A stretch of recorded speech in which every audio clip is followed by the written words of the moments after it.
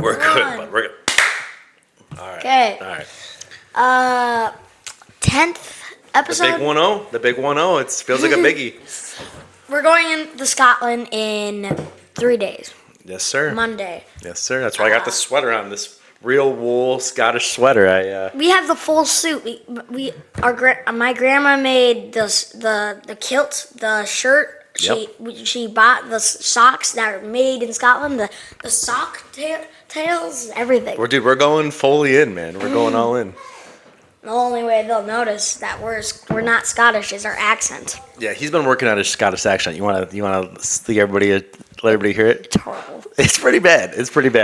Let's hear it. It's more of a British accent. Let's go ahead and talk the rest of this podcast. Dude, I can't do it either. Anyway, yeah. I know you were trying to do. You want to get into it? Yeah. You ready to go? Sure. Okay.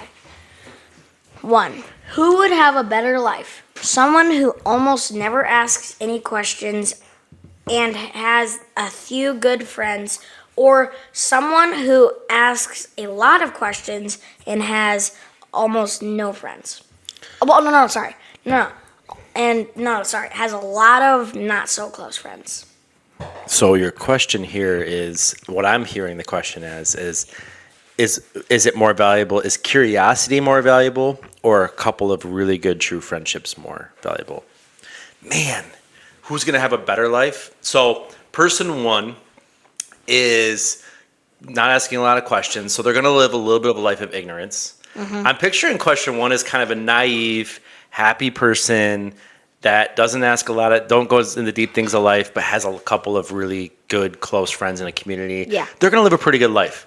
However, person number 2, you don't have a lot of close friends. But you have a lot of people that are around you. I'm almost picturing like a philosopher. I'm picturing somebody who like is always asking so many questions and going so deep that like they almost have a struggle to have friendships because people are always like, man, they're always going to these deep places. So I'm picturing somebody who's lonely, but I'm also picturing somebody who could be very impactful for the world, and that they're going to be asking so many questions and going so deep on things that it's hard for them to have true friendships. Who would have a better life themselves? It's hard to say. Honestly, if I had to pick one, I'd pick number 1 just because I'm going to take those true friendships. But the person number 2 could be very impactful for the world if, depending on some things. So I'm probably going to go with number 1 if you're holding my feet to the fire. Yeah. That's tough. That is. I can picture both of these people in my head, by the way, like very clearly can see. Yeah. Do you know anybody who's like person 1, and do you know anybody who's like person 2? Oh yeah, for sure. Plenty of people. I'm literally picturing people in these scenarios as you say this, and it's very interesting. I'm not gonna name them, but yeah. Yeah, I know. Yeah, these people exist. It's real people, and both people are kind of happy in their own right. This one I didn't use Gemini at all. Nice. That was all me. Nice. Question 2. I guess. Hold on. Question 2. Okay. 2. What story about your own parents or grandparents that always sticks with you? I'm going to go with my grandparents on this one. I see a lot of my grandparents, especially my grandpas, as almost like folklore heroes in a way, really cool dudes. So like my grandpa on my mom's side was a war vet. And one story that always sticks with me with him, he never really talked about it. And one story that sticks with me with him is he was in World War II. And he was on this famous battle as an 18-year-old on a bridge. The bridge blew up. All the people on the bridge died. The people that didn't cross the bridge yet were still kind of safe. And the people that crossed the bridge were on enemy lines. And so he was one of the first people to cross the bridge, and he was stuck over on enemy lines for quite some time.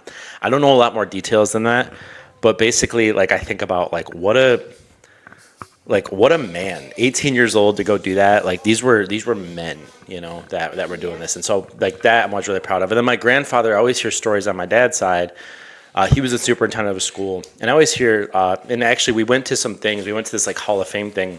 I got to see these older men now who all were like, man, your grandfather was so impactful to my life. He taught me how to read. He taught me how to do this. He kept me on the right track. He was the right balance of sternness and kindness. And so just I always hear these stories about who he was as a person and just seeing how impactful he was on a community. And now like we go there and like there's a gym named after him, and right, and like these are true, like your great grandfathers were true like and modern day legacy heroes in my mind, and I always am very inspired by them and hearing those stories. So very impactful. Though that they've never know this, though that you never got to meet your great grandfathers, know that they were very impactful to who you are today. Yeah. So you never got to meet your grandfather, right? On my dad's side, yeah. Yeah. How did he die? Yeah, so he actually died saving somebody's life, saving a young child, and he had a heart attack shortly after. And it was right before your Uncle Fraser was born, actually, which is why he's named Fraser. Was the kid gonna drown? Potentially, yeah. Something down in Florida. I don't know the full story. There was a young kid who was going to drown, saved his life, and then had a heart attack. So died a true hero's death, for sure, saving somebody's life. That child might be alive today because of him. For sure. Question 3. Sure, man. What did you think your life would look like when you were 18? Does it look like right now? Was this what you Gosh, thought? it's surpassed my dreams, man. But it's very close. And a lot of times I got to look back whenever I'm like sitting in this place of going, man, I'm not where I want to be, or I'm not where I should be on this yet, or why am I still here or there? I look back at what I envisioned when I was 18, and really I envisioned having a family that I loved, kids that were good kids that I loved. I envisioned being in a career that mattered to me, and all the things that matter in my life, you know, being married to somebody like your mom, all those kinds of things are pretty much have come true. And so I'm living my dream life, and happy to be doing that. And it's not perfect, and it's been messy like all lives are, but in general, man, we are very, very blessed, and yeah, very close to what I envisioned being 18. I didn't envision not having a family. I didn't envision, it's better, more, and surpassed my expectations to what I thought it could be. You say it's better.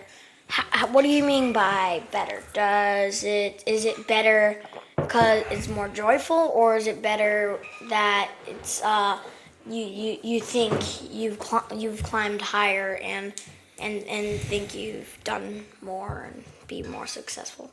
In a way, how is it better? I never imagined I could love a family like I do, and have a family as awesome as I do, and have the relationships and friendships and people in our lives that we do. When I was 18, I was leaving high school, leaving a lot of the previous life behind me, figuring out who I was going to become, and really it boils down to relationships. You could take everything else away, it boils down. I never imagined the relationships we would have, and that includes you and the family and just our friends and everything. So really value that. Gives you something to think about. Yeah. Age 2. What is a hard lesson you had to learn the hard way? Oh my gosh, you're nailing me with these, man. Forgiveness. The ability to forgive quickly, and yourself and others, and not understanding lessons on forgiveness and the impact of forgiveness. One thing I want you to understand, son, is that a lot of people's things today, you ever come across people today that are like angry or act a certain way or da-da? So many times that is because they're holding on to unforgiveness. So many things manifest as unforgiveness. And so the ability for you to be able to forgive quickly, it's healing, man. Forgiveness is healing. To be able to say, hey, I'm sorry, please forgive me, and hey, I forgive you. If you can do those two things quickly, truly and fully and wholeheartedly with people, you are going to be so much, it's going to do something about unforgiveness. Forgiveness is healing. Unforgiveness is unhealing. You can't be well. It's killing your heart. It's killing your heart, your soul, your relationship with God. So many things with unforgiveness. So the lesson I had to learn the hard way was to forgive quickly, and how to do that. There's strategies around how you do that, right? And how to walk through forgiveness. Something your mom's actually really good at, and became really good at. And so my hard lesson is forgive quickly and fully and wholeheartedly, and be very quick to say I'm sorry. even if you're not sure if you hurt somebody, otherwise that holds that harbors in you this feeling of, man, does this person feel a certain way? You got to be able to say, hey, I don't know if this hurts you, but I want to tell you I'm sorry. So I try to do that with you guys too. I try to say I'm sorry to you guys often, because I don't want you guys growing up going, man, I have this anger towards my dad, or this unforgiveness towards my dad. And so I'm not always going to get everything right, but I will try to say sorry when I need to. Every person makes mistakes. For sure. So forgiving, man, huge lesson in life. There's so many aspects that people are dealing with right now, where that if you find someone in a really dark spot with like addiction, right, or this deep place of like needing to medicate in some way, it probably is the fact that they're holding on to unforgiveness. So it's not about what happens to you in life all the time, where people are gonna hurt you. People are gonna wrong you. I promise you, dude. I'm gonna wrong you. That's gonna happen. That's true. It is true. And you are gonna sometimes hurt people and wrong people. The one thing you can't always control is being able to say, "Hey, I forgive you for that hurt, man. I forgive you." So important. Huge part of life. When you say that, it makes me think back to this one day at church, home church, Yeah. with this one other family.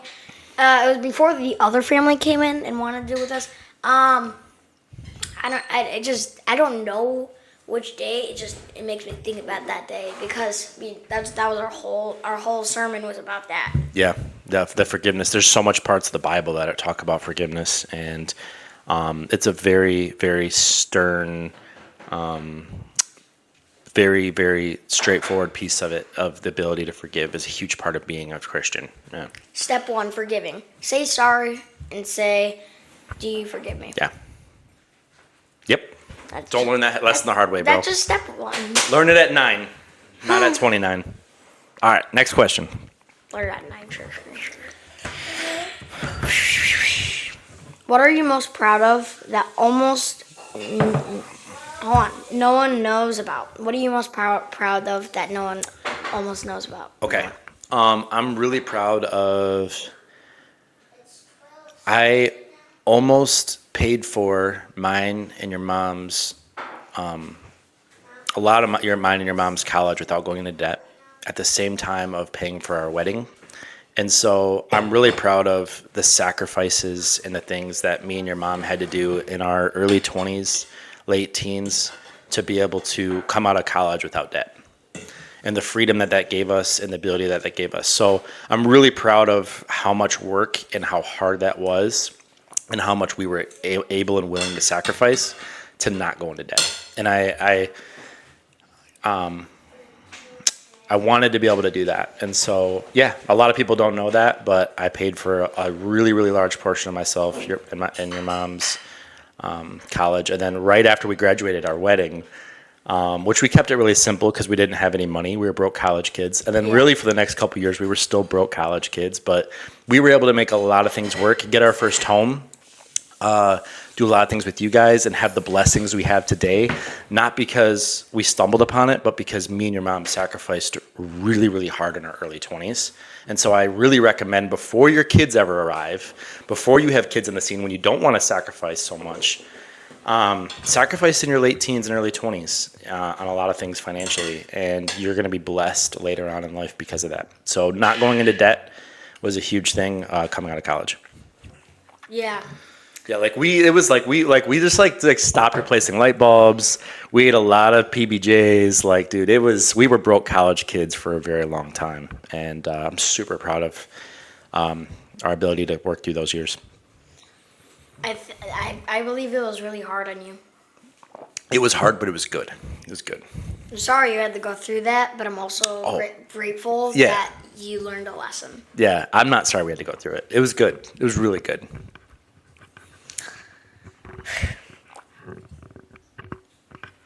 What went through your mind the exact moment you knew you were going to be a dad?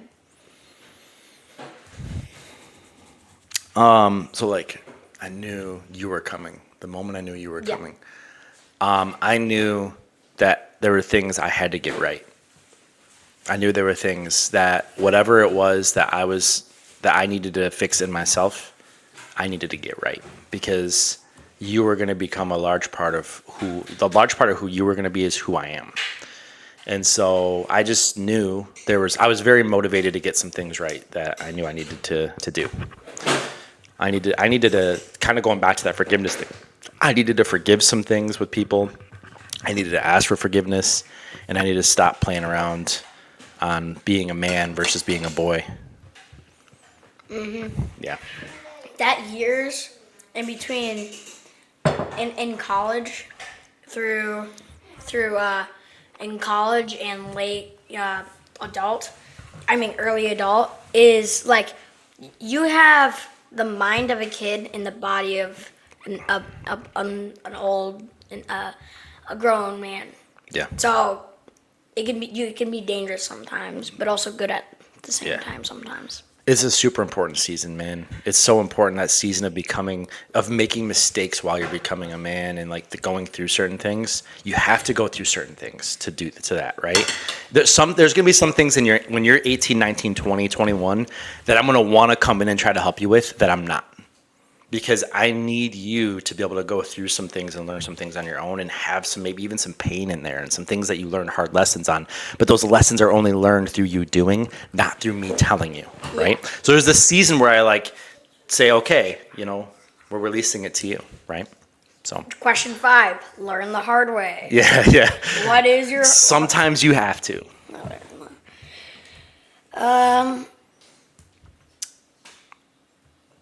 What is something you promised yourself you would do differently from your parents? Very little. There are things I would say generationally. So I'm a millennial. My parents are in the boomer generation. There are things we just inherently do differently. So in honoring my parents on this podcast, I will say there's very little. I would say a big thing is we stopped doing sleep. Do you guys notice you guys don't really do sleepovers? And that's one thing, when we were kids, we always did sleepovers. And our generation kind of stopped doing sleepovers. And not because anything really bad ever happened to me, but because I think there's so many stories you would hear about things happening at sleepovers. So you guys get to see your friends a lot and stuff like that. But we don't do sleepovers anymore because there's just too many things there that we kind of experienced as we were growing up that were yeah, sleepovers are probably not a good idea. So I would say that's one big thing that I can think of off the top of my head that my generation in general stopped doing a lot of is sleepovers. Sleepovers. Why is it sleepovers though? I mean, it's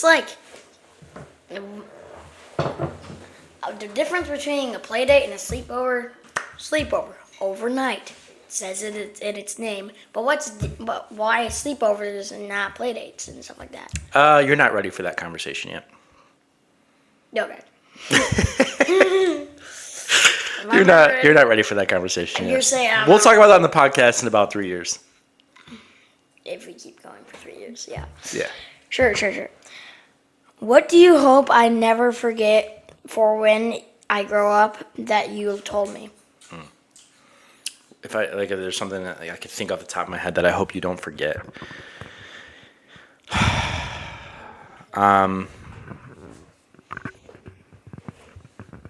I hope that you never forget to value the relationships that are important to you in life. You can go back and fix a lot of things. So you can fix the seasons you screw a career up. You can fix getting your money wrong.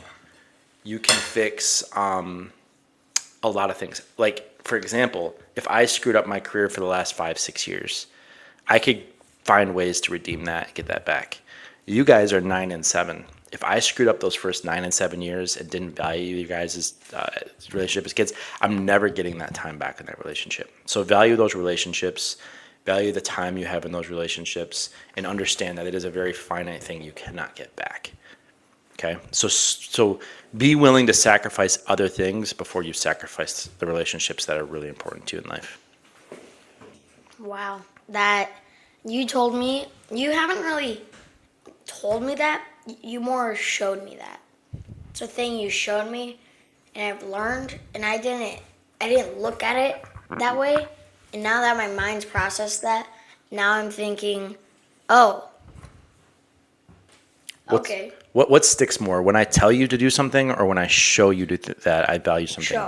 showing me. And that is something I hope parents understand, because I cannot tell you how many times I've heard parents be like, I told my kid this over and over and over. And they go, then my kid didn't listen. It's like, no, your kid is watching you. And so they're going to do what they see you do, not what you tell them to do. And so the one piece of advice I never got before I had a kid that I learned really quickly, when someone's like, oh man, I just found out I'm going to have a kid in 9 months. My wife's pregnant. The thing I would say to them is like, give me one piece of advice that's not generic, right? Not should they be breastfed or bottle fed? What kind of car seat? What kind of discipline tactics? Don't worry about all that. What I would say is focus on becoming the person that you hope your kid would become, because your kid is going to watch the things you do. They don't really care about the things you have to say, right? I mean, so you're going to watch me, and I often see you doing things, whether I like it or not, whether it's good or bad, you're emulating me in many ways, right? And so you're a reflection. My kids are a reflection on my behavior, not on what I say. And so many parents are like, man, I told my kid over and over. And it's like, dude, show your kid. Become that person you hope they become. So spend that 9 months, you know they're coming, and become the best version of yourself in that 9 months. I mean, kids do listen to what they say, but they listen more to how the other grown-ups act. Infinitely more. Orders of magnitude more. Yeah. Why is it orders of magnitude? What does that even mean? It means just a lot. Yeah. It's just a funny way of saying it's a lot. Yeah. Good podcast overall. Yeah, for sure. I went by quick. Those pancakes look really good, dude. All right, let's eat them up. See you guys. All right. Good stuff, buddy. Next week.